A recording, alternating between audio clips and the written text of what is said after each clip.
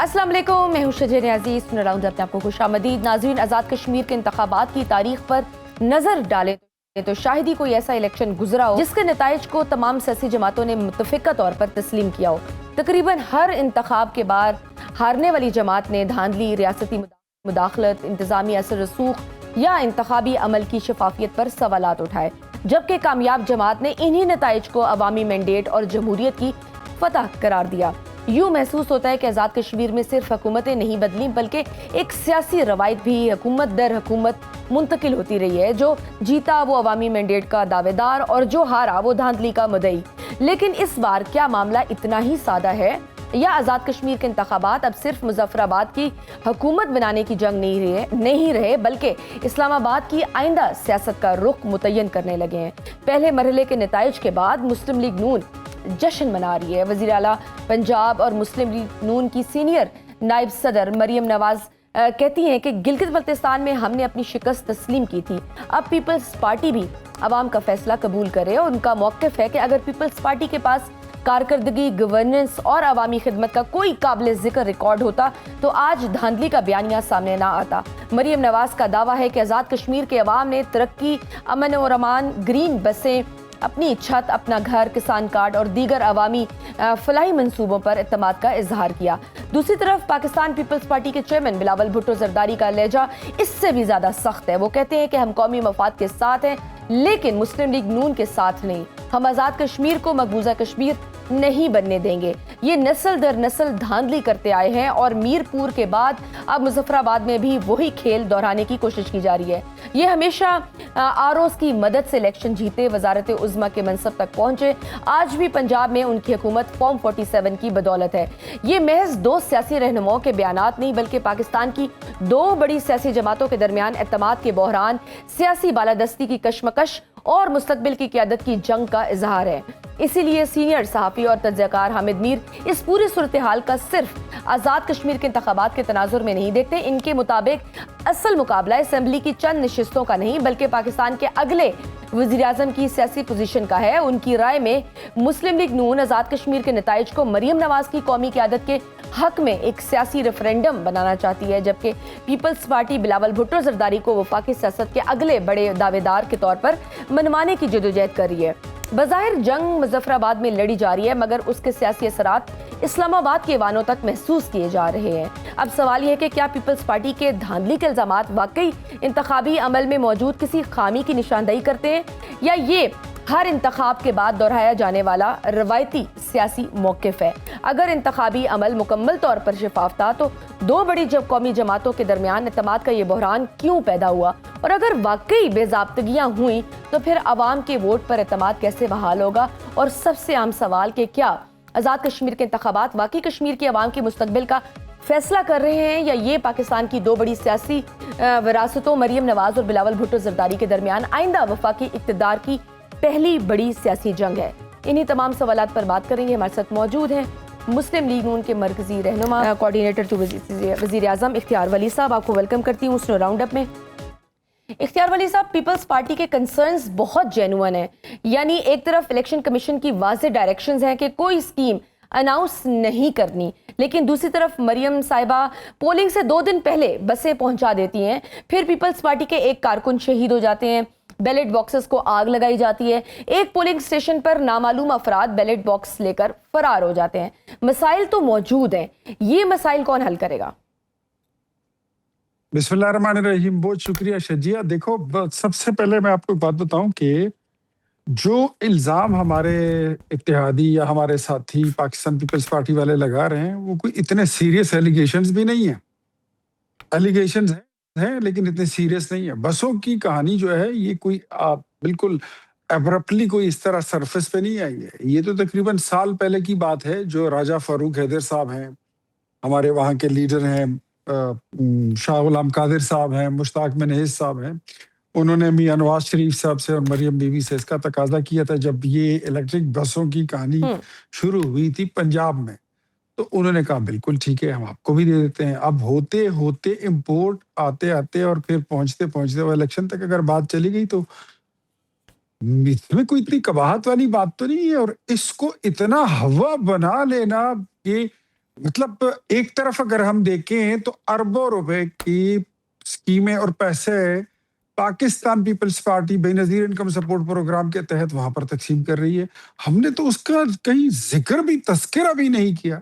हम्म वो भी तो इलेक्शन वायलेशन है। This is what they did in the GB election. हमने वहां पे भी इसका कोई तस्करा नहीं किया। इतना छोटा दिल। और यार इतनी बड़ी पार्टी है, जमहूरियत की इतनी बड़ी चैंपियन है भी उनकी वो भी है वो तो कहते हैं ना बिलावल भुट्टो साहब के वहां पे आपने गिलगित बल्तिस्तान के इलेक्शन इसलिए एक्सेप्ट कर लिए थे कि फिर आगे आप लोगों ने जो है बजट पास कराना था। हमने आगे तरामीम भी पास करानी है, हमने आगे दूसरा बजट भी पास कराना है। हुकूमत का काम तो कोई खत्म तो नहीं हो गया, लेकिन दिस डजंट मीन कि हम आप नाजायज भी डिमांड करें, हम उसको पूरा करते जाएं। और हमारे पास ऑर्गेनिक मैंडेट आ जाए, आप उसको भी, उस पर भी क्वेश्चन मार्क डाल दें। व्हाट डू यू थिंक, आप कोई सोल पार्टी है पाकिस्तान में? व्हाट डू यू थिंक कि आपका कोई कॉम्पिटिटर है ही नहीं? अगर आप ये समझते हैं कि 10 बसों में भुट्टो साहब की इतनी पार्टी, इतनी बड़ी पार्टी, इतनी तारीखी पार्टी, इसकी एक लंबी मुसाफत है, वो सारी 10 बसों में आ गई है और 10 बसों में वो चली गई और सारा इलेक्शन आप हार गए हो, तो फिर ये क्या पार्टी हुई?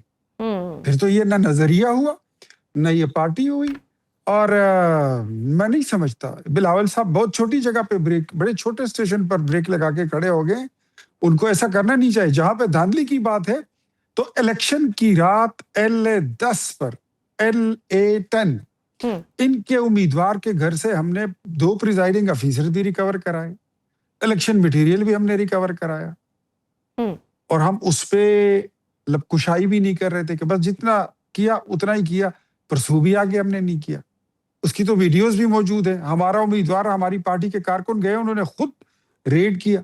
तो यार मेरे ख्याल में अब रोने धोने का ये टाइम नहीं है। इसका मतलब बेज़ाब्तगियां तो हुई हैं फिर ना, अगर कहें कि साफ शफाफ हुए हैं, ये भी फिर नहीं है। मतलब आपकी भी कुछ शिकायत तो है? नहीं, ये आप नहीं इस तरह शजिया नहीं होता कि आप एक छोटे से 1-2 पोलिंग स्टेशंस के या चंद बसों से आप पूरे इलेक्शन पर क्वेश्चन मार्क डालें। This is unjustified.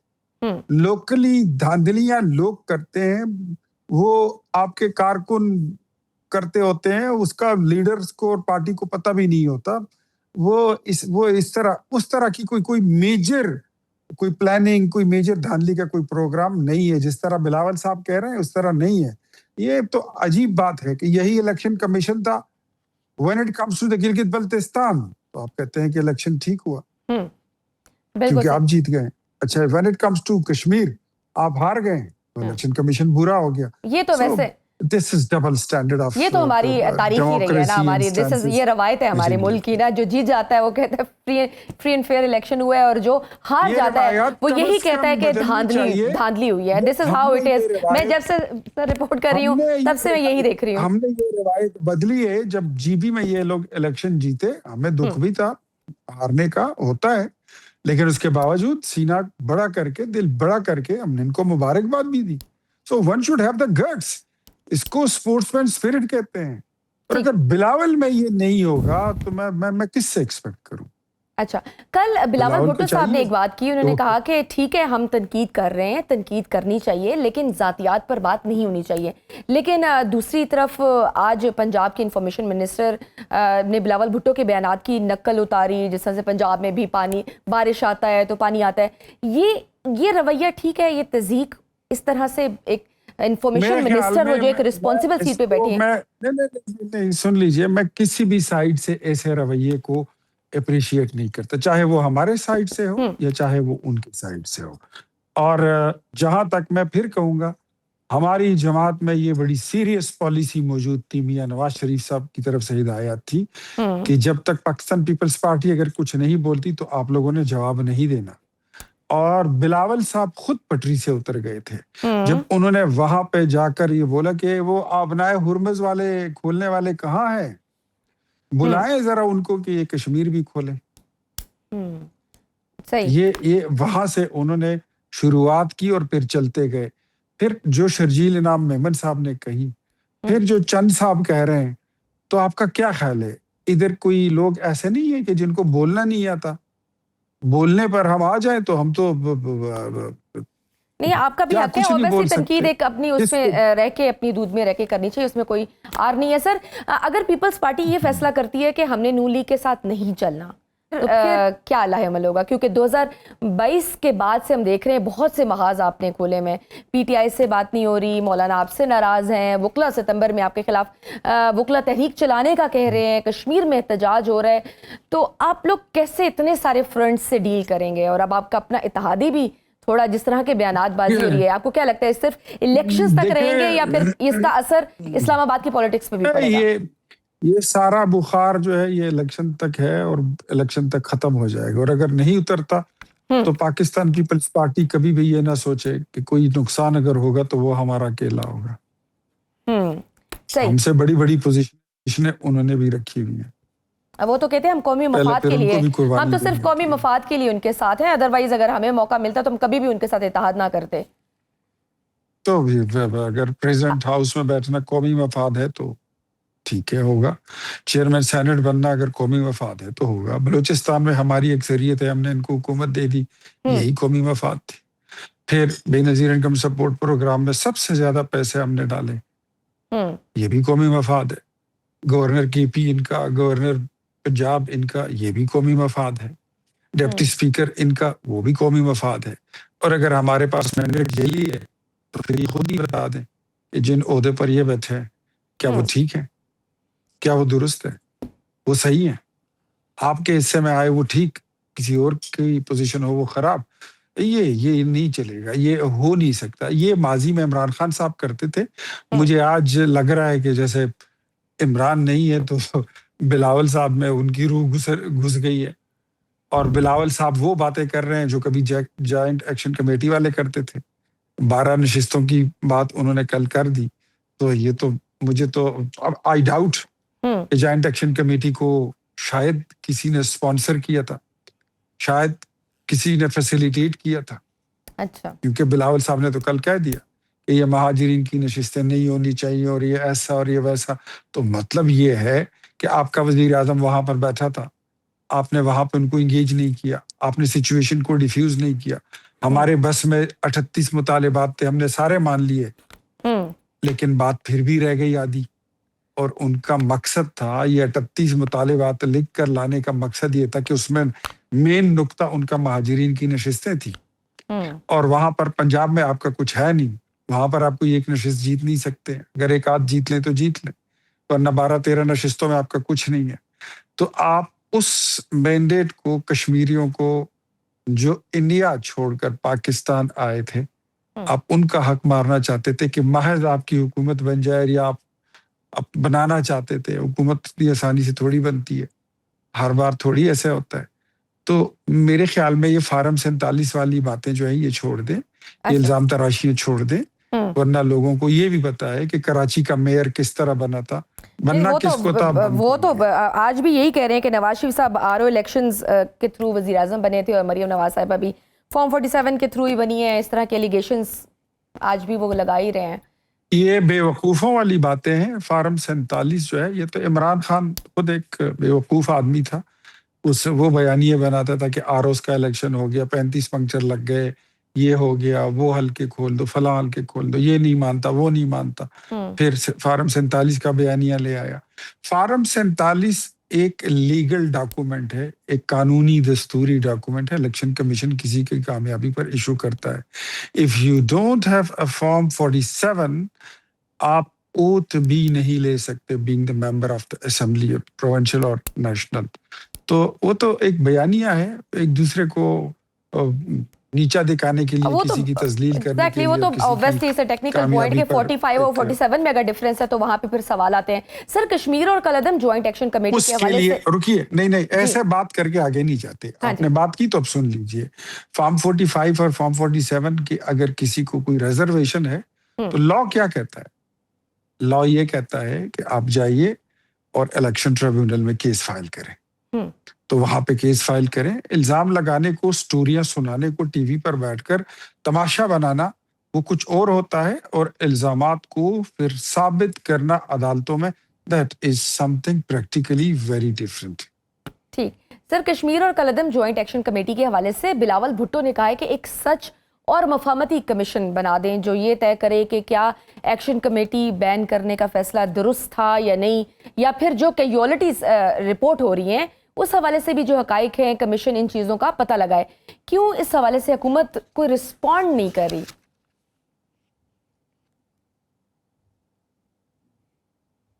इससे मुतालिबा करते हैं कि ट्रूथ रिकन्सिलिएशन कोई कमेटी या कमीशन बनाया जाए। जी, वजीर आजम आपका अभी तक बैठा हुआ है, फैसल मुमताज राठौर उसका नाम है, कश्मीरी है, अभी वजीर आजम है, ताल्लुक उसका पाकिस्तान पीपल्स पार्टी से है। पूछे उससे कि उन्होंने जॉइंट एक्शन कमेटी जब बंद रही थी वो कहाँ सोए हुए थे। पूछे उनसे कि जब ये लोग सड़क पर थे आप कहाँ पर थे। पूछे उनसे कि जब उनके सारे मुतालिबात हमने मंजूर कर लिए उसके बावजूद जो एक आईनी मुतालिबा था जो आइन से मुतल्लिक था लेकिन मुतालिबा गैर आईनी था, वो जब वो उठा रहे थे तो आपके वजीर आजम कहाँ थे। आज बिलावल साहब जब उनकी बोली बोल रहे हैं तो मुझे ऐसा लगता है कि पाकिस्तान पीपल्स पार्टी ने या अपना वोट बैंक बचाने की कोशिश की या फिर दर पर्दा वो जैक के साथ मिले हुए थे। नैरेटिव भी इन्हीं का था, ये डिमांड भी इन्हीं का था। बड़ी सीरियस एलिगेशंस हैं ये भी।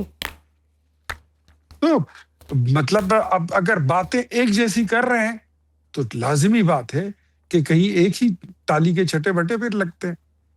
ठीक, बहुत शुक्रिया कोऑर्डिनेटर आजम इख्तियार वली साहब हमारे साथ मौजूद थे। नाज़रीन, गुफ्तगू आपने सुनी, वक्त छोटी सी ब्रेक का, देखते रहिए सुनो round up. Welcome back to सुनो राउंड अप। इस सेगमेंट में आप हमारे साथ मौजूद हैं पीपल्स पार्टी के रहनुमा कादिर मंदुखेल साहब, आपको वेलकम करती हूँ सुनो राउंड अप में। कादिर साहब, आज़ाद कश्मीर इंतखाबात के हवाले से बयानबाजी का सिलसिला तो जारी था, लेकिन कल और आज बिलावल भुट्टो एक कदम आगे बढ़े। आज उन्होंने कहा कि नवाज शरीफ तो कोई इलेक्शन धांधली के बगैर नहीं जीते, पहले IJI ने जितवाया, फिर असगर खान केस की वजह से वज़ीर आज़म बने, तीसरी बार RO इलेक्शन की वजह से वज़ीर आज़म बने, मरियम नवाज और शहबाज शरीफ भी अवामी मैंडेट से नहीं बल्कि फॉर्म 47 पर वज़ीर आज़म बने। मामलात को इस नहज पर क्यों लेकर जाया जा रहा है, और क्या आपके इलेक्शन के हवाले से तहफ़्फ़ुज़ात को एड्रेस नहीं किया जा रहा? देखिए, पहली बात तो ये है कि GP के इलेक्शन में भी इसी तरह उन्होंने धांधली का ड्रामा मचाया, और फिर जब बिलावल साहब ने सख्त बातें की है तो 4 सीटें जो हमारी तरफ आ रही थी वो जाके मोड़ दी IPP की तरफ, और एक पटवारी को चीफ इलेक्शन कमिश्नर बनाया था। उस शख्स ने रियासत GP जो वफाकी वजीर है कश्मीर उमूर का अमीर मुकाम साहब, वो वहाँ डेरे जमा हुए। इस तरह बाकी सारे वफाकी वज़रा मौजूद है। ये इलेक्शन रूल्स की खिलाफ वर्जी होती है। मैं भी ज़माने से इलेक्शन लड़ता आ रहा हूँ। हल्का सा भी कोई बंदा, कोई सरकारी बंदा हमारे साथ तस्वीर भी खींच लेता है तो नोटिस मिल जाता है। तो ये सारी चीजें तो हम गिनवा रहे थे, लेकिन साथ साथ हम ये भी चीज कर रहे थे कि चलो ठीक है बाबा, इलेक्शन वाले दिन देखते हैं।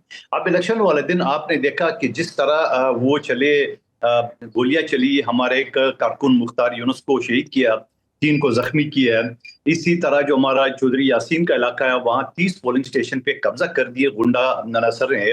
गुंडा अनासर कौन है? मतलब ये कि 13 हल्के है और उसमें से 16,000 CCD के लोगों को वहाँ ले गया। CCD का करतूत तो आपके सामने है, जहाँ आलमी अदारे अल जीजा और ह्यूमन राइट्स कमीशन की रिपोर्ट है कि ये मारवाई अदालत 2200 से ज्यादा लोगों को कत्ल किया, और एक मासूम बच्ची को अभी 2-4 महीने पहले जो ऑस्ट्रेलिया से आए थे, किस तरह गोलियों का बौछार करके वालिदैन की गोद में उसको कत्ल किया।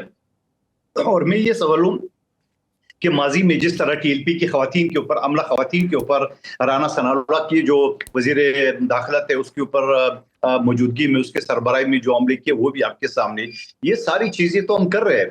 लेकिन हैरत हमें इस बात की है कि रात को जब ये पटवारी चीफ इलेक्शन कमिश्नर जब ये सत्तू पीने के बाद वो होश में आया और ये कहता है कि इलेक्शन शफाफ हुआ है और इलेक्शन में कोई धांधली नहीं हुई है, वो ब्राह्मण हुआ है, और तू जाके इसको हमारे कारकुन को शहीद किया, जख्मी किया, दिन दिहाड़े जो है सारे बैलेट बॉक्स उठा के ले गए, और तुम एक टीवी चैनल को इंटरव्यू दे रहे हो कि वो जाके वीडियो जाली है, वीडियो जाली है। तो चैलेंज करता हूँ आज, मैं भी कानून का तालिब इल्म हूँ, جو قانون شہادت آرٹیکل 164 یہ کہتا ہے کہ جو آڈیو ویڈیو اس کی تصدیق ہو جائے تو اس کے لیے کسی ایویڈنس کی ضرورت نہیں ہے. اگر یہ جاہل شخص نے قانون کی 2 جماعتیں پڑھی جسٹس نے, تو ان کو یہ بتانا چاہ رہا ہوں کہ آپ جب میڈیا میں بات کرتے ہو تو تھوڑا سا یہ پٹواریوں کو تو کام ہی نہیں ہے. مریم بی بی اور نواز شریف, شہباز شریف, یہ تو جوتے پالش کرنے والے, انہیں تو زمانے سے الیکشن دانلی سے جیتے ہوئے آ رہے تھے. پھر اس کے بعد یہ ساری چیزیں سر وہ تو کہتے ہیں کہ گلگت میں جب آپ جیت گئے تھے تو تب تک الیکشن کمیشن بھی ٹھیک تھا, انتخابات بھی شفاف ہوئے, لیکن اب چونکہ آپ ہار رہے ہیں تو دھاندلی کا رونا رو رہے ہیں. نہیں, وہاں گلگت میں ہم جیتے تب بھی ہم نے کہا کہ یہ جعلی دھاندلی ہوئی ہے. کب کس نے بولا؟ میں نے کوئی 100 سے زیادہ شو کیے, ٹاک شو کیے, میرے پارٹی کے لوگوں نے کی ہے. ہم نے تو کبھی نہیں ہے کہ وہ الیکشن شفاف ہوا ہے. کس نے بولا آپ کو؟ یہ نون لیگ ہی کہہ رہے ہیں. سب کو وہ پریس کانفرنس یاد نہیں ہے جس نے بجٹ سیشن سے, آپ کو یاد نہیں کیا انہوں نے یہ کہا کہ الیکشن شفاف ہوا ہے؟ کیسی باتیں کر رہی ہو آپ؟ سر آپ نے ایک کوسچن کیا بلاول بھٹو صاحب نے کہ پاکستان کے مفاد کو سامنے رکھا جائے, کسی ایک جماعت کے یا نون لیگ کے مفاد کو پریورٹی نہیں دی جائے. سر گلگت بلتستان میں جیسے آپ جیتے وہاں پر, تب ایسی کوئی شکایت نہیں تھی. واٹ ریئلی چینجڈ کہ اب اس طرح کا مطالبہ سامنے آیا کہ آپ کو ریاست سے ہی مطالبہ کرنا پڑا کہ آپ ایک پارٹی کو سامنے نہ رکھیں, پریورٹی نہ بنائیں, بلکہ پاکستان کو پریورٹی میں رکھیں؟ دیکھیں میری بہن, اگر آزاد کشمیر جو کہ ایک ایسا علاقہ ہے کہ وہ اقوام متحدہ میں ان کا مقدمہ چل رہا ہے, شیخ ذوالفقار علی بھٹو نے, بے نظیر بھٹو نے, بلاول بھٹو سے وزیر خارجہ, 1000 سال ہم لڑیں گے آزاد کشمیر کی ریاست کی خود مختاری کے لیے. اس کے لیے پاکستان نے 5 جنگیں لڑی ہے, ہم نے شہادتیں دی ہے. یہ تو الگ بات ہے کہ ایک بزدل شخص وزیر دفاع ہے کہ یہ جو ہندوستان کے ساتھ جنگ میں بھی یہ پتہ نہیں کس نہر میں جو ہے نا وہ چڑی پہن کے نہ رہا تھا. اس وقت بھی پاکستان کا جو امیج ہے یا ہندوستان کا جو مسخ چہرہ ہے وہ بلاول بھٹو ایز اے وزیر خارجہ, ایز اے وزیر دفاع, ایز اے وزیر اطلاعات دنیا کے سامنے کرے. یہ بزدل شخص تو کسی نہر میں ڈوبا ہوا تھا, ان کو کیا پتا تھا؟ دوسری بات ہم یہ کہنا چاہ رہے ہیں کہ یہ کشمیر کا علاقہ حساس علاقہ ہے. کیا فرق پڑتا ہے؟ مجھے ایک بات بتاؤ, اگر یہ وہاں آزاد کشمیری پی ٹی آئی کا وزیر اعظم آ جائے, وہاں جے یو آئی کا آ جائے, جماعت اسلامی کا آ جائے, کیا فرق پڑتا ہے؟ لیکن نہیں, ہم نے ان پٹواریوں کو دینا ہے, ہم اس 45 سال کی یہ جوتے پالش کرنے والوں کو دینا ہے. تو اس حوالے سے ایکشن کمیٹی پہلے سے وہاں ناراض ہے, وہاں ایک آگ جل رہی ہے, وہاں پہ پی ٹی آئی نے بائیکاٹ کیا ہوا ہے, وہاں پہ ایک حالات وہ نہیں ہے جو لاہور اور کراچی اور باقی پاکستان کے آفیسوں پہ. اس وجہ سے ہم یہ کہہ رہے ہیں کہ خدا را ان کو پاکستان کے یا پنجاب سے الگ شمار کرے. آپ نے پنجاب میں داندلی کی, فارم 47 کے تحت وزیر اعلیٰ بٹھایا, شہباز شریف کو وزیر اعظم بنایا. شہباز شریف کو تو وزیر اعظم ووٹوں کی تعداد سے تو پھر بھی پیپلز پارٹی نے بنایا. یہ تو نواز شریف نے ان کے ساتھ شرط نہیں لگائی کہ میری بیٹی کو آپ وزیر اعلیٰ بنائیں گے, میرے سمدھی کو آپ نئے وزیر اعظم بنائیں گے, میرے بچپن کے دوست اسی نہر میں نہانے والے کو بمائے بانجے آپ وفاقی وزیر بنائیں گے, تب آپ کو ہم وزیر اعلیٰ وزیر اعظم ایکسپٹ کریں گے. اس کو تو اپنے گھر میں کوئی نہیں پوچھ رہا تھا. پیپلز پارٹی نے آج تو سر یہاں پہ وزیر اطلاعات صاحبہ کہہ رہی ہیں, عظمہ بخاری صاحبہ, وہ تو کہہ رہی ہیں کہ کل بلاول بھٹو نے کسی کا گلا پکڑا اور پھر رات کو وہ کسی کے پاؤں پکڑتے رہے اور وضاحتیں دینی پڑی. یہ عظمہ بخاری صاحبہ کس کے پاؤں پکڑنے کی بات کر رہی ہیں؟ دیکھیں, میں عظمہ بخاری اور مریم بی بی وہ لیڈیز ہیں, میں ایسی بات نہیں کرنا چاہ رہا ہوں. چھوڑے نا اس بات کو, نا کوئی گٹھیا اور بلو دا بیلٹ باتیں جو کر رہے اور ان کی کلچر ہے, ان کا عادت ہے. سوال یہ ساری چیزوں کا, ہم تو یہ کہہ رہے ہیں کہ ایک حساس ترین علاقہ ہے. آپ حساس ترین علاقہ میں کوئی فرق نہیں پڑتا ہے کہ اگر ہمارا وزیر اعظم نہیں آئے, لیکن خدا را آپ اس طرح دن دیہڑے واردات تو نہ ڈالے. خدا را آپ وہاں پہ ایکشن کمیٹی والے ایک احتجاج میں بیٹھے ہوئے, خدا را ان کے ساتھ بات چیت کر لے جو ان کے مطالبات ہے. آپ کہتے ہیں کہ وہ راولہ کوٹ تو کشمیر کا حصہ ہی نہیں ہے اور وہ کشمیری ہی نہیں ہے, وہاں پہ آزاد کشمیر تعلق نہیں. یہ بزدل وزیر دفاع کہتے ہیں جس کو بدقسمتی سے وزیر دفاع, اس کو تو پیاز مولی کا گاجر مولی کا وزیر بنایا جائے, اس کو وزیر دفاع طاقتور ملک کے پاکستان جہاں وہ تو یہ کہہ رہے ہیں آپ کی گورنمنٹ میں وہاں پہ حالات خراب ہوئے, بہترین سفارتکاری کی ہے. فیلڈ مارشل عاصم منیر جو ہے نا فوجیوں کے ساتھ بارڈر پہ بلاول بھٹو سفارتکاری کر دی. یہ بزدل کہاں چھپا ہوا تھا؟ یہ وزیر دفاع ہے, اس کو وزیر دفاع کہتے ہیں. اس کو سوال میرے یہ کہنے کا کہ یہ ساری چیزوں کا آپ کیا چاہتے ہو؟ آپ اس ایک اور میرا سوال مدھوکر صاحب, ایک سوال پالش کرنے کی. دیکھو پیپلز پارٹی نے اس وقت غلطی کی ہے 1985 میں جب الیکشن سے بائیکاٹ کیے اور یہ ناسور پاکستان کے اوپر مسلط ہو گیا. ہم تو اسی ہم تو پی ٹی آئی کو بھی کہہ رہے ہیں کہ آپ الیکشن کو بائیکاٹ نہیں ہوتے تو ان کی اوقات آپ ایسی دکھا دیتے ہیں. سر پھر کیوں آپ اتحادی بنے ہوئے ہیں نا؟ کل میں نے بلاول بھٹو صاحب کا ایک انٹرویو سن رہی تھی، آپ کے دیگر رہنما بھی بیانات دے رہے ہیں کہ جی ہم قومی مفاد کے لیے حکومت کے ساتھ ہیں، اتحادی ہیں. اب قومی مفاد کی ڈیفینیشن کیا ہے؟ کیونکہ ایک طرف ہم دیکھ رہے ہیں کہ پیٹرول اور ڈیزل کی قیمت روز بڑھ رہی ہے، بجلی کے بلوں کی وجہ سے لوگ خودکشیاں کر رہے ہیں، کسان بدحال ہے، 3 مہینے بعد حکومت کو گندم امپورٹ کرنی پڑ رہی ہے، بے روزگاری 21 سال کی بلند ترین سطح پر پہنچ چکی بھی ہے، کشمیر میں حالات خراب ہیں، بلوچستان میں حالات خراب ہیں، گزشتہ دنوں ایک جج کو شہید کیا گیا، کل پولیس اہلکاروں کو اغوا کیا گیا. سر قومی مفاد تو یہ ہے کہ قوم کے حالات بہتر ہوں، جو کہ نہیں ہو رہے، پھر اب کس قومی مفاد کے تحت اس حکومت کے ساتھ ہیں؟ دیکھیے بالکل آپ کا سوال ویلڈ ہے، میں جواب دیتا ہوں. پنجاب سے 45 لاکھ گندم جب چوری ہوئے، ڈاکہ ڈالی اسی مریم بی بی اینڈ گینگ نے، اس کی انکوائری کون کرے گا؟ 5300 ارب روپے جو آئی ایم ایف نے کہا کہ چوری ہوئی ہے یہ شہباز شریف اینڈ گینگ کا، اس کی انکوائری کون کرے گا؟ ابھی 10 لاکھ ٹن گندم جب آپ امپورٹ کریں گے اور 1 کھرب روپے سے زیادہ آپ ڈالر کی صورت میں دیں گے، اس کا ذمہ دار کون ہے؟ اور پھر ساتھ ساتھ میں یہ بھی کہنا چاہ رہا ہوں، جو بات آپ کا سوال ہے، 2024 کا جو الیکشن ہوا تھا ٹرائکا بنا تھا، پی ٹی آئی، پیپلز پارٹی اور نون لیگ، 2 پارٹی مل کے حکومت بنا سکتے تھے. ہم نے پی ٹی آئی کو آفر کی کہ آپ حکومت بنا لے، غیر مشروط طور پہ ہم آپ سے کچھ نہیں مانگ رہے. پی ٹی آئی نے انکار کر دیے. ہمارے پاس 2 راستے تھے، ایک راستہ یہ تھا کہ اس نون لیگ کی جنازے کو کندھا دیتے، دوسرا راستہ یہ تھا کہ ہم اوت نہیں لیتے. اس صورت میں کیا ہوتا؟ اسمبلی کھڑی نہیں ہو سکتی تھی، حکومت کھڑی بن نہیں سکتی تھی، اس صورت میں انارکی پیدا ہوتا اور ایک اور ڈکٹیٹر کو موقع دیتا تاکہ وہ آ کے اور یہ سارے اسمبلیوں کو لات مار. لیکن سر پھر اتحاد بن گیا نا آپ کے. سر آپ کے پاس بڑے عام آئینی عہدے بھی ہیں، امینڈمنٹس کرنی ہو تو آپ سب ٹھیک ٹھاک ہیں، بالکل صحیح ہیں، اپنے مفادات کے لیے بھی اکٹھے ہو جاتے ہیں. سر تو یہ تو اتحاد آپ کی نظر میں مفادات ہے، میری نظر میں یہ ہماری جگہ پہ آپ بیٹھ کے سوچیں، ہم اگر اس حکومت کو سپورٹ نہیں کرتے تو کیا یہ حکومت قائم ہو سکتی تھی؟ اگر یہ حکومت قائم نہیں ہو سکتی تھی تو کیا یہاں جمہوری حکومت ہوتی؟ یہاں تو ڈکٹیٹر آ کے قبضہ کر لیتا. یہ تو سب کو پتا ہے، ماضی میں بھی یہی ہوا ہے. تو آپ کیوں یہ چاہ رہے کہ ہم چاہ رہے کہ یہ لنگڑی لولی جو ہے نا جمہوریت چلتی رہے؟ اللہ کرے بہتر سے بہتر ہوگا. ہم نے تو پی ٹی آئی کو سر ہم تو چاہتے ہیں کہ لولی لنگڑی نہیں بلکہ بہترین جمہوریت چلنی چاہیے. تو یہ جو آپ مفادات کی بات کر رہے ہیں، ہم مفادات کی بات نہیں کر رہے. ہمارے پاس کچھ نہیں ہے، ہمارے پاس جو آئینی عہدے جس کی ٹکے کے اختیارات نہیں ہے. آصف علی زرداری صاحب نے پہلے ہی صدارتی اختیارات دے چکے ہیں، گورنروں کے اختیارات نہیں. مثال کے طور پہ پختونخوا میں گورنر ہمارا ہے، تو کیا پی ٹی آئی کی حکومت کا حصہ ہے؟ سندھ میں گورنر نون لیگ کا ہے، تو کیا نون لیگ سندھ حکومت کا حصہ ہے؟ یہ آئینی عہدے، ان کے پاس کوئی اختیارات نہیں. خواہ میڈیا والے اس کو ایشو بنا لیتے. اختیارات ہوتی ہے کابینہ کے پاس، اختیارات ہوتی ہے لیکن سر پھر آپ لوگوں کے ووٹ سے سر بجٹ بھی تو پاس ہوتا ہے، ترامیم بھی تو ہوتی ہیں. اوبویسلی اگر آپ کہیں کہ بالکل آپ کسی چیز میں کوئی حصہ دار نہیں ہے، اگر حالات خراب ہیں تو اس میں آپ بھی ایکولی ذمہ دار ہیں. آج آپ کے کولیگ حسن مرتضیٰ صاحب نے بھی کہا کہ ان حالات میں مجھے نہیں لگتا کہ اتحاد زیادہ دیر چل پائے گا. انفیکٹ وہ تو یہ بھی کہہ رہے تھے کہ مجھے یہ بھی نہیں پتا اور نہ ہی نون لیگ کو پتا ہے کہ ہم کیوں اتحادی ہیں، کیونکہ پیپلز پارٹی جس راستے پر چل پڑی ہے زیادہ دیر رک نہیں پائیں گے. کیا حالات یہاں تک آ سکتے ہیں کہ آپ کو اتحاد ہی چھوڑنا پڑے؟ دیکھیں، میری ذاتی سوال پوچھے تو میری تو پچھلی حکومت میں بھی خواہش تھی اور میں قیادت کے سامنے بھی مخالفت کر رہا تھا کہ نون لیگ کا ساتھ دینا جو ہے نا، یہ پارٹی کو کمزور، پنجاب میں ہم کمزور ہو رہے ہیں اس کی وجہ سے، کیونکہ اس وجہ سے جو گالیاں ان کو پڑتی ہے اس کی چیٹیں ہم پر بھی گر رہی ہے. یہ تو اس میں کوئی شک نہیں، یہ بات آپ کی درست ہے. لیکن سوال میں یہ آپ کے سامنے پھر دوہرا رہا ہوں کہ یہ ساری صورتحال کو آپ کیا چاہ رہے ہیں کہ یہ جمہوری جو پروسیس ہے اس کو ڈیریل کیا جائے، ڈکٹیٹر آ کے بیٹھ جائے جو ماضی میں ہوا، جس طرح ضیاء الحق بیٹھا تھا، جس طرح ایوب خان بیٹھا تھا، جس طرح مشرف بیٹھا تھا، وہ چیزیں تو ہم نہیں چاہ رہے. ہم تو چاہ رہے ہیں کہ چلو ٹھیک ہے لنگڑی، لیکن اگر مسلم لیگ نون اس انتہا درجے کی، اور جس طرح مریم نواز نے بلو دا بیلٹ تقریر کی ہے میرپور میں، تو ساری چیزیں ہم عوام کے سامنے یہ رکھ رہے. اور یہ اچھا ہوگا کہ 3 فیز پہ، حالانکہ میں خود اس کی مخالفت کر رہا تھا کہ 3 فیز میں نہیں ہونا چاہیے. تو ماضی میں پاکستان میں جو الیکشن ہوتے تھے صوبائی اور قومی الگ الگ، تو اثر پڑتا تھا. لیکن اچھا ہو گیا کہ پہلے فیز میں ان کے اوقات کا پتہ چل گیا کہ یہ اسی پٹری پہ چل پڑے. تو میں یہ سمجھ رہا ہوں کہ یہ کشمیر کو نقصان پہنچا رہا ہے.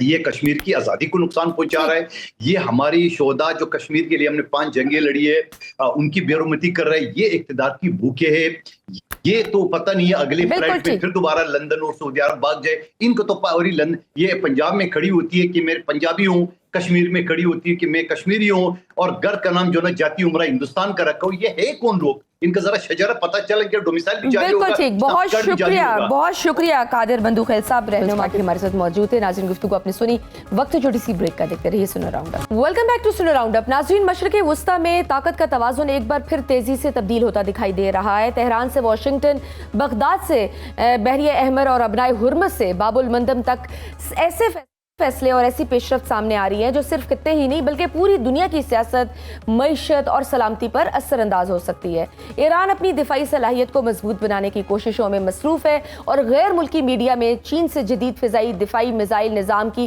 خریداری کی رپورٹ سامنے آئی ہیں، اگرچہ بیجنگ ان خبروں کی تردید کر چکا ہے۔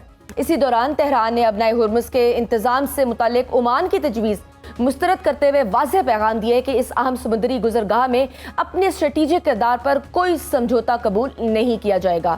یہ معاملہ صرف ایک بحری راستے کے کنٹرول تک محدود نہیں، کیونکہ ابنائے ہرمز سے دنیا کی توانائی کا بڑا حصہ گزرتا ہے۔ یہی وجہ ہے کہ اس کشیدگی کے اثرات فوری طور پر عالمی منڈیوں میں بھی محسوس کیے گئے اور خام تیل کی قیمتوں میں نمایاں اضافہ ریکارڈ کیا گیا۔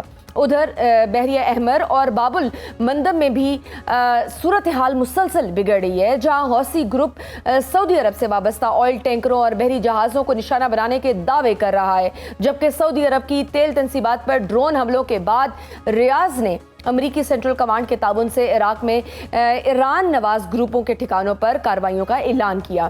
ان دعووں اور جوابی اقدامات نے خطے میں عسکری کشیدگی کو ایک نئے مرحلے میں داخل کر دیا ہے۔ بحیرہ احمر میں بڑھتے ہوئے خطرات نے عالمی طاقتوں کو بھی متحرک کر دی ہے۔ چین، جو خطے میں نسبتاً محتاط کردار ادا کرتا رہا، اب اپنے تیل بردار جہازوں کی محفوظ آمد و رفت یقینی بنانے کے لیے حوثیوں سے براہ راست رابطے کر رہا ہے تاکہ سعودی بندرگاہوں سے روانہ ہونے والے جہاز بحفاظت باب المندب عبور کر سکیں۔ اس پیش رفت نے یہ واضح کر دیا ہے کہ مشرق وسطیٰ میں جاری کشیدگی اب صرف فوجی مسئلہ نہیں رہی بلکہ عالمی تجارت اور توانائی کی سپلائی سے براہ راست جڑ چکی ہے۔ ادھر امریکہ اور ایران کے درمیان بیان بازی بھی مسلسل شدت اختیار کر چکی ہے۔ امریکی حکام ایران کی جانب سے داغے گئے میزائلوں کو ناکام بنانے کے دعوے کر رہے ہیں، جبکہ صدر ڈونلڈ ٹرمپ نے ایران کو سخت انتباہ دیتے ہوئے معاہدہ نہ ہونے کی صورت میں مزید کارروائی کا اندیہ دیا ہے۔ دوسری جانب تہران بھی واضح کر رہا ہے کہ وہ اپنے قومی مفادات پر کوئی سمجھوتا نہیں کرے گا اور دباؤ کا جواب اپنی حکمت عملی کے مطابق دے گا۔ اسی ماحول میں ایرانی وزیر خارجہ عباس اراغچی اور یوکرین کے وزیر خارجہ کے درمیان ہونے والا رابطہ بھی اس بات کی نشاندہی کرتا ہے کہ کشیدگی کم کرنے کی سفارتی کوششیں مکمل طور پر ختم نہیں ہوئی، اگرچہ میدان میں حالات اب بھی غیر یقینی کا شکار ہیں۔ واشنگٹن میں بھی مشرق وسطیٰ کی یہی کشیدگی نمایاں رہی، جہاں اسرائیلی وزیر اعظم نیتن یاہو کے دورے کے دوران وائٹ ہاؤس کے باہر اور فور سیزنز ہوٹل کے سامنے بڑے پیمانے پر احتجاج کیا گیا۔ مظاہرین نے غزہ جنگ، انسانی حقوق اور بین الاقوامی فوجداری عدالت کے وارنٹ گرفتاری پر عمل درآمد کا مطالبہ کیا، جس سے یہ واضح ہوا کہ مشرق وسطیٰ کا بحران اب صرف میدان جنگ تک محدود نہیں بلکہ عالمی سیاست، سفارتکاری اور عوامی رائے کا بھی اہم موضوع بن چکا ہے۔ ان تمام واقعات کو اگر الگ الگ خبروں کے بجائے ایک تصویر کے طور پر دیکھا جائے تو منظرنامہ خاصا مختلف دکھائی دیتا ہے۔ ایک طرف ایران اپنی دفاعی پوزیشن مضبوط کر رہا ہے، دوسری طرف امریکہ اور اس کے اتحادی اپنی عسکری موجودگی بڑھا رہے ہیں۔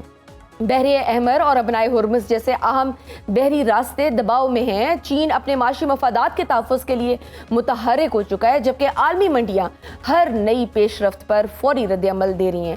یوں محسوس ہوتا ہے کہ خطے میں طاقت کا ایک نیا توازن تشکیل پا رہا ہے، جس کے اثرات آنے والے مہینوں میں مزید واضح ہو سکتے ہیں۔ اب اصل سوال یہ ہے کہ کیا یہ تمام واقعات محض الگ الگ بحران ہیں یا ایک بڑی جغرافیائی اور سیاسی تبدیلی کا حصہ؟ کیا سفارتکاری اس بڑھتی ہوئی کشیدگی کو روک پائے گی یا مشرق وسطیٰ ایک ایسے مرحلے میں داخل ہو چکا ہے جہاں ہر نئی پیش رفت دنیا کو ایک بڑے تصادم کے مزید قریب لے جا رہی ہے؟ اس سب پر بات کریں گے۔ ہمارے ساتھ موجود ہیں دفاعی تجزیہ کار میجر جنرل ریٹائرڈ سمرے سالک صاحب۔ آپ کو ویلکم کرتی ہوں اس راؤنڈ اپ میں۔ جنرل صاحب، اگر ہم مشرق وسطیٰ کی موجودہ صورتحال کو مجموعی تناظر میں دیکھیں تو خطہ ایک ایسے پیچیدہ بحران سے گزر رہا ہے جہاں فوجی محاذ کے ساتھ سفارتی اور معاشی محاذ بھی بیک وقت متحرک ہیں. آپ کے نزدیک کیا یہ محض عارضی کشیدگی ہے یا ان تمام پیش رفتوں کے نتیجے میں خطے کا اسٹریٹجک توازن مستقل طور پر تبدیل ہوتا دکھائی دے رہا ہے؟ السلام علیکم، تھینک یو ویری مچ، آپ نے مجھے پروگرام میں انوائٹ کیا. دیکھیں، میں بلا کہنا چاہوں گا کہ یو ایس پچھلے کئی دہائیوں سے ایک ایسی سپر پاور کے طور پہ ایمرج ہوئی ہے جس کا کام ہے کیوس اور میس کریٹ کرنا.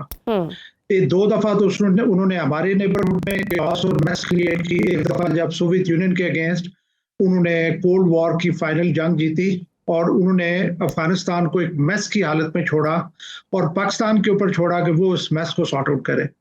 سیکنڈ ٹائم جب وار آن ٹیرر ہوئی، دوبارہ پاکستان نے فرنٹ لائن اسٹیٹ کا رول ادا کیا.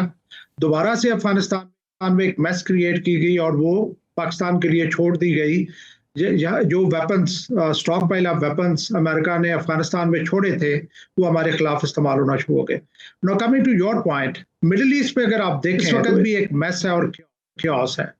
میں تو اس کو اوور آل تمام جتنے بھی آپ کو یہ ایونٹس نظر آ رہے ہیں ان کو اوور آل جو جیو پولیٹیکل ٹرانزیشن ہو رہی ہے دنیا میں کہ چائنا رائز کر رہا ہے as a challenger to the U S کی ڈکلائن شروع ہے. دنیا جو ہے وہ یونیپولارٹی سے ملٹی پولارٹی کی طرف ٹرانزیشن کر رہی ہے. سارے پروسیس کا میں ان ساری چیزوں کو ایک حصے کے طور پہ دیکھنا چاہوں گا.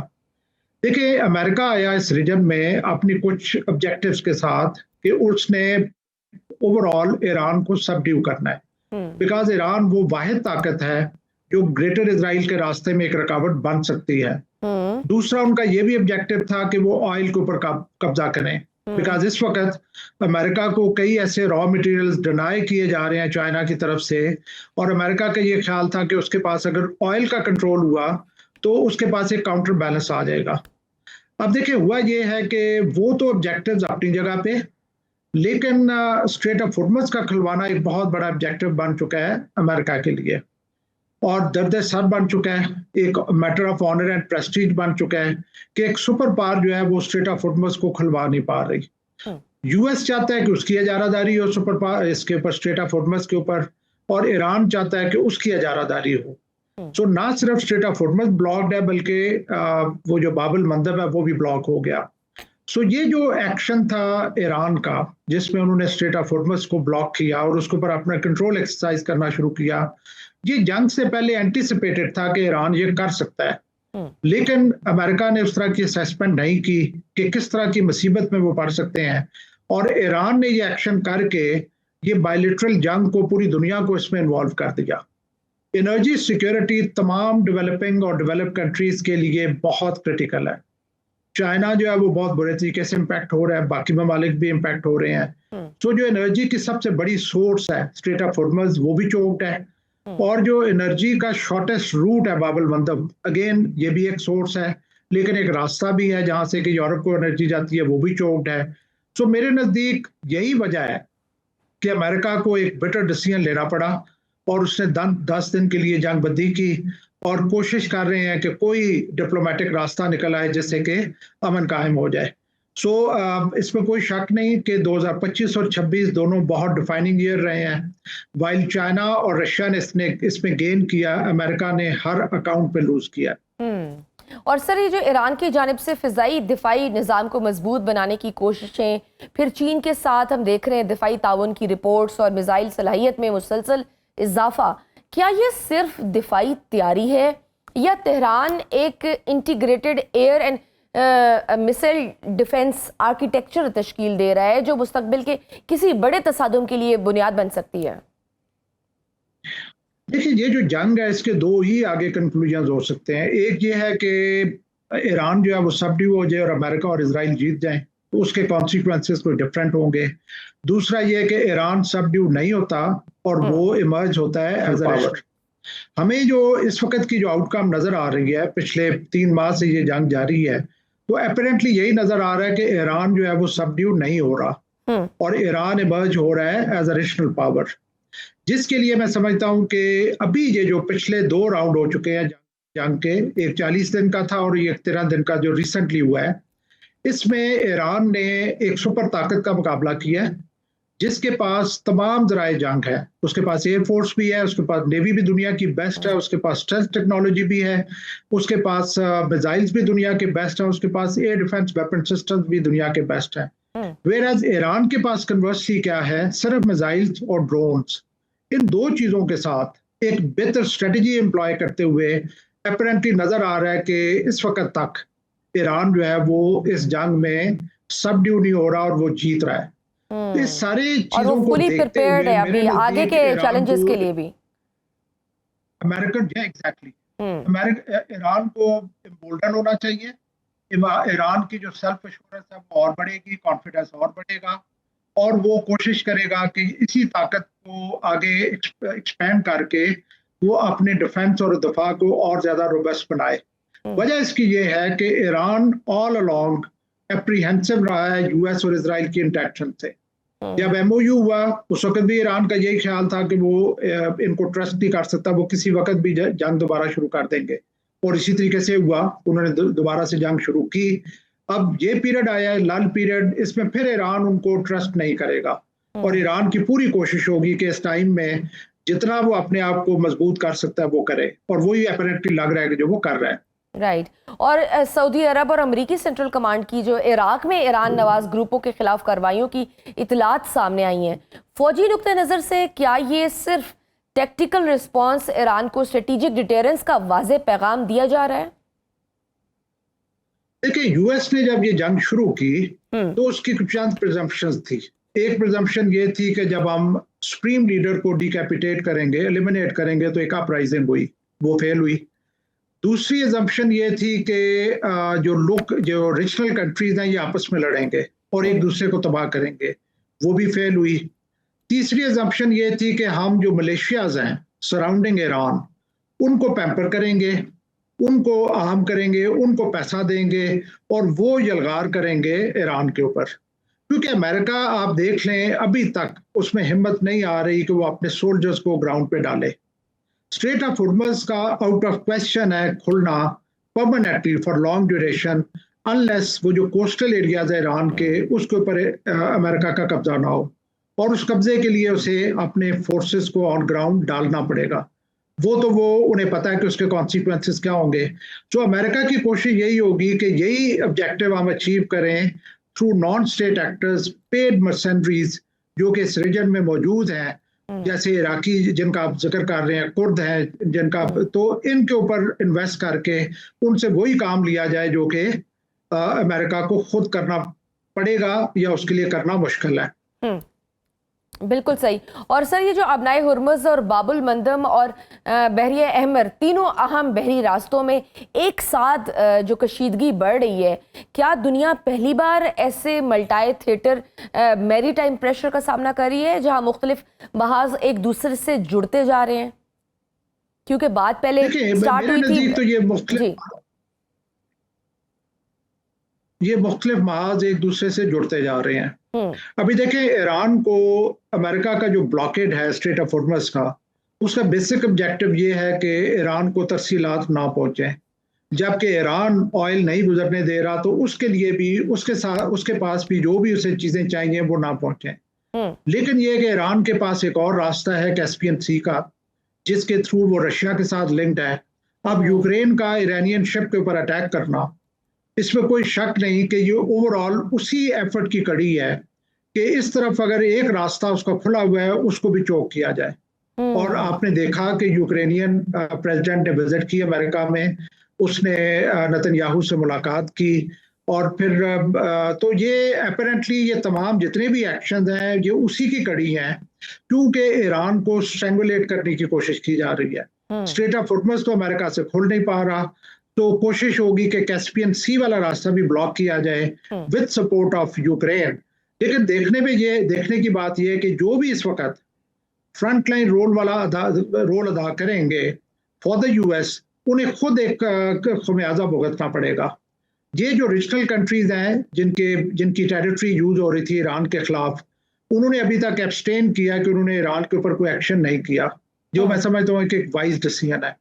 تو یوکرین اگر یہ کام کر رہا ہے جو اپیرنٹلی لگ رہا ہے کہ امریکہ کے لیے کر رہا ہے, تو یوکرین کو ڈیفینیٹلی اس کا خمیازہ بھگتنا پڑے گا. اور اگر یوکرین کے اوپر آن سلاٹ دونوں ڈائریکشن سے ہو جاتی ہے, that is from Iranian side as well as Russian side, تو میرا خیال ہے یوکرین کے لیے چیلنجز اور بڑھیں گے. رائٹ. اور ایران کی جانب سے اردن میں سر امریکی فوجی اڈے کو بیلسٹک میزائلوں سے نشانہ بنانے کے دعوے, اور پھر امریکہ کی جانب سے ان میزائلوں کو دفاعی نظام کے ذریعے ناکام بنانے کے بیان کو آپ کس تناظر میں دیکھتے ہیں؟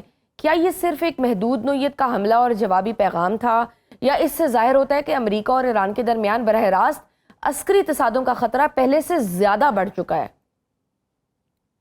دیکھیے, ہوتا یہ ہے کہ شجیہ کے اس طرح کی جنگ میں دونوں پارٹیز دوسرے کے اوپر ایسا پین انفلیکٹ کرنے کی کوشش کرتی ہیں کہ وہ جو ہے وہ پیرالائز ہو جائے.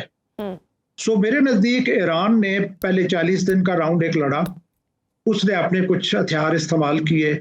اس وقت بھی یہ اسیسمنٹ تھی کہ وہ اپنے کچھ جو سپر ویپنز ہیں, جو بھی ان کے پاس بیسٹ کیپیبلٹی ہے, اس کو انہوں نے ریزرو کے طور پہ رکھا ہوا ہے.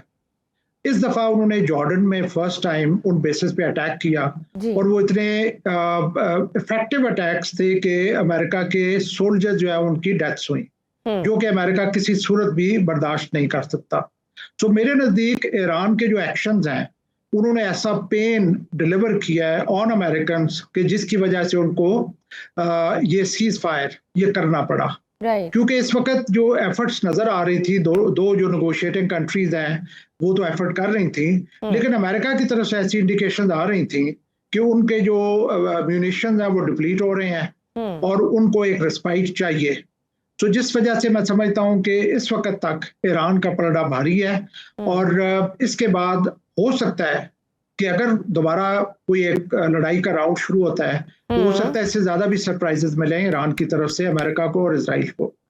اچھا سر, یہ حوثیوں کی جانب سے جو بحری جہازوں, آئل ٹینکرز اور ڈرونز آپریشنز کے دعوے ہمارے سامنے آ رہے ہیں, کیا آج کے دور میں غیر ریاستی مسلح گروہ اتنی صلاحیت حاصل کر چکے ہوئے ہیں کہ وہ بڑی ریاستوں کی بحری حکمت عملی اور پھر عالمی تجارت کو مؤثر انداز میں متاثر کر سکیں؟